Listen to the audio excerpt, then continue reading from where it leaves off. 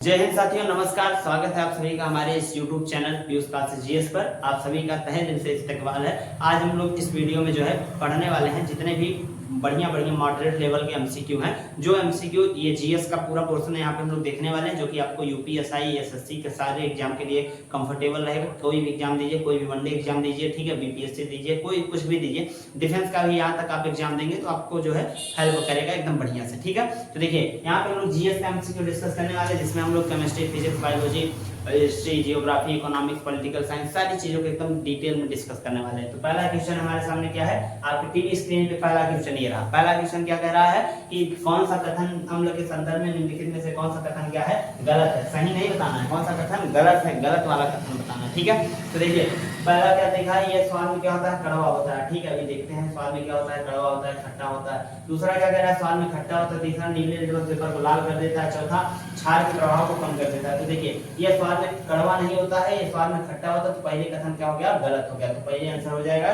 कि जो अम्ल होता है स्वाद में खट्टा होता है, न कि कड़वा होता है, ठीक है। दूसरा क्या कह रहा है, स्वाद में खट्टा होता है, ये बात सही है, ठीक है। तीसरा क्या कह रहा है, नीले पेपर को लाल कर देता है, तो ये बात भी सही है, नीले पेपर को लाल कर देता है। और क्षार लाल लिटमस पेपर को नीला कर देता है। उसके बाद क्षार के प्रभाव को कम कर देता है, बिल्कुल सही बात है। क्षार के प्रभाव को क्या कर देता है, कम कर देता है। जैसे कि आपको पता होगा मधुमक्खी के डंक में फार्मिक अम्ल पाया जाता है, तो जब भी आप मधुमक्खी काटे तो आप उसमें अम्ल पाया जाता है तो आप क्षार लगाएंगे। क्या लगाएंगे, क्षार। जैसे साबुन से धुल दीजिए, ठीक है ना, तो साबुन धुल देंगे तो क्या हो जाएगा, उसके प्रभाव को कम कर देता है, ठीक है।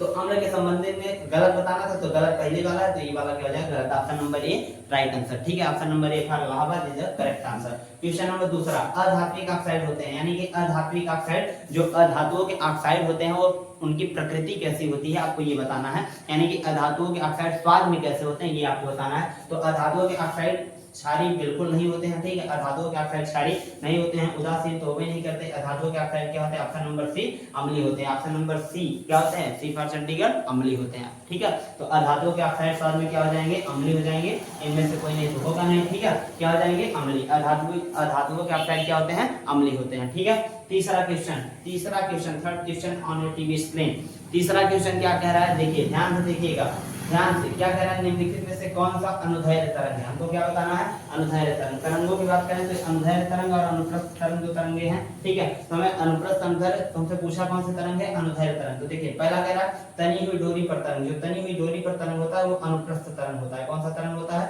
अनुप्रस्थ तरंग होता है। जल तरंग क्या कह रहा है, जल तरंग भी अनुप्रस्थ तरंग है।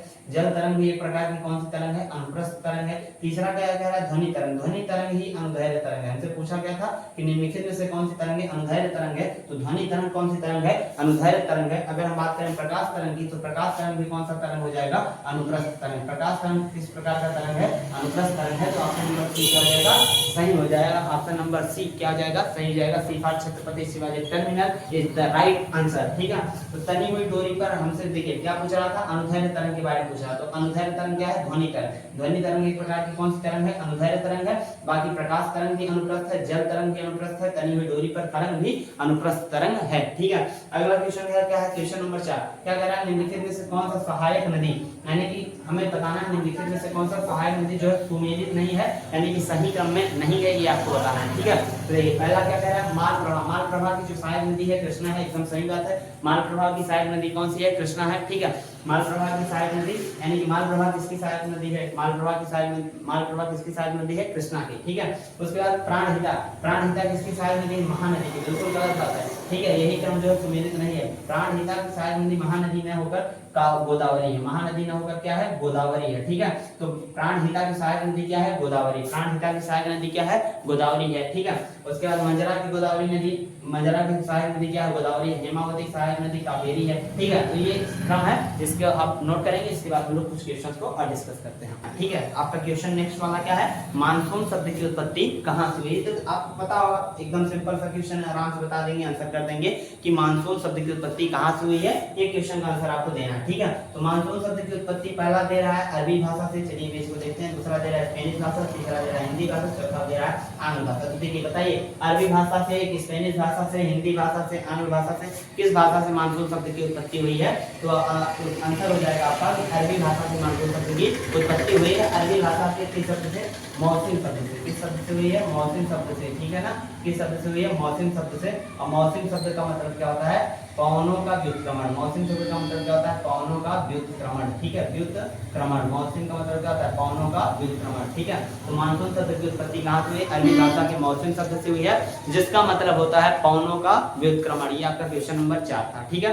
क्वेश्चन नंबर 5 था। क्वेश्चन नंबर 6वां क्या कह रहा है? कोशिका के अध्ययन को कहा जाता है, यानी कि कोशिका के अध्ययन को क्या कहते हैं? बहुत ही प्यारा सा क्वेश्चन है, ये तो एकदम नॉर्मल क्वेश्चन है, आराम से आप बता देंगे। कोशिका के अध्ययन को क्या कहा जाता है? तो कोशिका के अध्ययन को हेमेटोलॉजी, ठीक है, साइटोलॉजी, हिस्टोलॉजी, मायोलॉजी क्या कहा जाता है? कोशिका के अध्ययन को क्या कहा जाता है आपको बताना है। देखिए हेमेटोलॉजी किसका अध्ययन होता है? ब्लड का, यानी कि रक्त के अध्ययन को क्या बोला जाता है? हेमेटोलॉजी बोला जाता है। आपको पता होगा कि ब्लड के अध्ययन को क्या बोलते हैं? हेमेटोलॉजी। साइटोलॉजी किसका अध्ययन है? सेल का, यानी कि कोशिका के अध्ययन को क्या बोला जाता है? साइटोलॉजी बोला जाता है। तो आंसर कौन सा सही हो जाएगा? बी वाला क्या हो जाएगा? सही हो जाएगा। अगर हिस्टोलॉजी की बात करें तो हिस्टोलॉजी किसके अध्ययन को बोलते हैं? टिश्यू यानी ऊतक के अध्ययन को क्या बोला जाता है? हिस्टोलॉजी। ऊतक के अध्ययन को क्या बोला जाता है? हिस्टोलॉजी बोला जाता है, ठीक है। ऊतक के अध्ययन को हिस्टोलॉजी बोला जाता है। मायोलॉजी किसके अध्ययन को बोला जाता है? मसल्स यानी कि मांसपेशियों के अध्ययन को क्या बोला जाता है? मायोलॉजी बोला जाता है। मसल्स यानी कि मांसपेशियों के अध्ययन को क्या बोला जाता है? मायोलॉजी बोला जाता है। तो आंसर आपका क्या हो जाएगा? B for Balaji. आंसर हो जाएगा ऑप्शन नंबर 20, ठीक है, जो कि साइटोलॉजी। कोशिका के अध्ययन को क्या बोला जाता है? साइटोलॉजी बोला जाता है। ये ऐसे सीरीज अगर आपको चाहिए तो आप बहुत से अच्छे से अच्छे आप इसको देखिए, सपोर्ट करिए वीडियो को, ठीक है, तब आपको इसी टाइप की सीरीज जो है जीएस में मिल पाएगी। इस वीडियो में इतना ही। जय हिंद।